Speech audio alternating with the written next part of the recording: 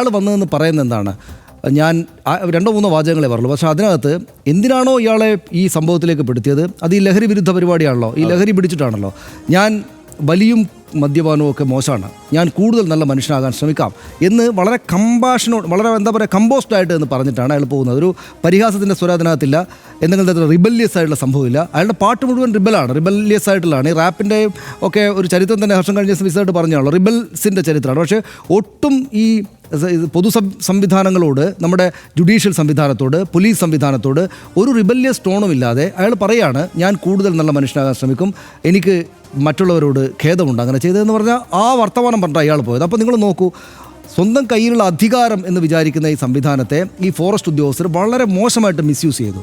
ഹണ്ടിങ്ങിന് കേസെടുക്കുക എന്ന് വെച്ചാൽ ഇയാൾ ഒരു കൊടുവാളും എടുത്തിട്ട് കാട്ടിലേക്ക് പോയിട്ട് കടുവയെ കുത്തിക്കൊല്ലുക അല്ലെങ്കിൽ പുലിയെ കുത്തിക്കൊല്ലുക, എന്നിട്ട് അതിൻ്റെ പല്ലെടുത്തിട്ട് ഇയാൾ അണിയുക എന്നുള്ള മട്ടല്ല ഇവർ ഉദ്ദേശിക്കുന്നത്. അപ്പോൾ കോമൺ സെൻസ് ഇല്ലാത്ത വിധത്തിൽ ഇവർ കിട്ടിയൊരു അധികാരത്തെ അവർ അങ്ങേയറ്റം മോശമായിട്ട് മിസ്യൂസ് ചെയ്തു. എന്നാൽ വേടൻ ഓപ്പോസിറ്റാണ് ചെയ്തത്. അയാൾക്ക് 10-30 വയസ്സാകുമ്പോഴേക്ക് കിട്ടിയൊരു ഫെയിമിനെ, അതും ഏറ്റവും ചെറുപ്പക്കാരായിട്ടുള്ള ആളുകൾക്കിടയിൽ കിട്ടിയ ഫെയിമിനെ അയാൾ അവിടെ വന്നിട്ട് രാസലഹരിയെ തള്ളിപ്പറയുക ചെയ്തിരിക്കുന്നത്. അപ്പോഴും അയാൾ സത്യസന്ധത കാണിച്ചു. എന്താണ്, അയാൾ രാസലഹരിയെ തള്ളിപ്പറയുമ്പോൾ അയാൾ കഞ്ചാവ് അടിക്കുന്നുണ്ടാകണം, അതുകൊണ്ടായിരിക്കണം അയാൾ കഞ്ചാവും രാസലഹരി ഉപയോഗിക്കരുതെന്ന് പറഞ്ഞല്ലോ.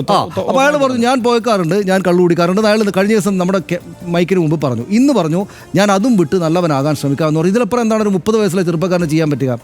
ഫെയിമും പണവും അയാളുടെ റൂമിൽ ചാക്കിൽ കെട്ടിയ പോലെയായിരുന്നു പണം.